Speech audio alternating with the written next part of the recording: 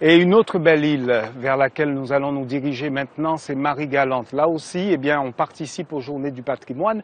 Et parmi les deux lieux qui sont cités, il y a certes l'écomusée, le Château Murat, mais il y a aussi ce Créole West Indies. C'est une nouvelle salle d'exposition qui a été mise en place il y a de cela 3 mois par un amoureux de la collection. Il a réussi à récupérer des pièces précolombiennes et jusqu'à la Deuxième Guerre mondiale. Eh bien, toutes ces pièces se trouvent en un même lieu. C'est celui que nous présente maintenant Laurent Bélanger.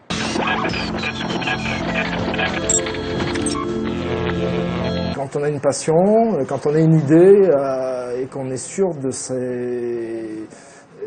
d'y arriver un jour, il faut toujours y croire, il ne faut jamais lâcher. Moi, c'est ce que je conseille aux jeunes ou aux moins jeunes.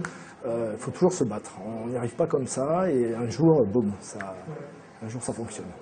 Sa passion à lui, c'est l'histoire des Antilles. Depuis 25 ans, Vincent Nicody amasse toutes sortes d'objets qui représentent les différentes époques des Indiens Arawaks à nos jours. Une collection exceptionnelle que Vincent Nicody voulait montrer au public, mais aucun projet n'avait jusqu'alors abouti. Et puis, le 1er mai dernier, l'idée lui est venue, celle de financer son exposition en créant un commerce autour d'un logo, le Créole West Indies. J'ai fait 10 ans d'essais infructueux dans des sites divers et variés, aussi bien en Guadeloupe qu'à Saint-Martin, même à Marie-Galante.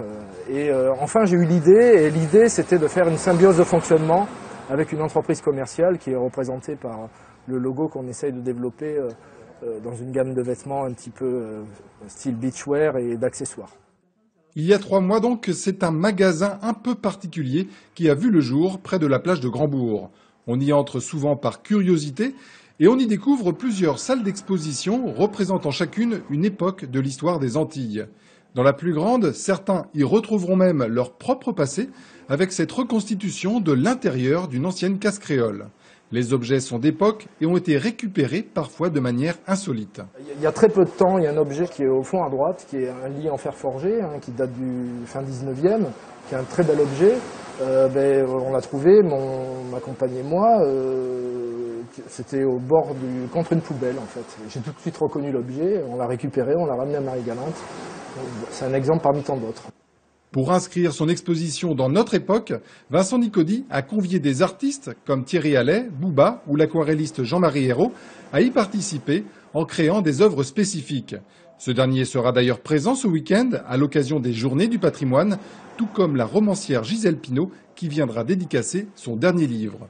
En quelques mois, le lieu s'est donc imposé à Marie-Galante et l'idée de départ de Vincent Nicody d'associer commerce, art et histoire est devenue très concrète puisqu'elle a permis déjà de créer 3 emplois.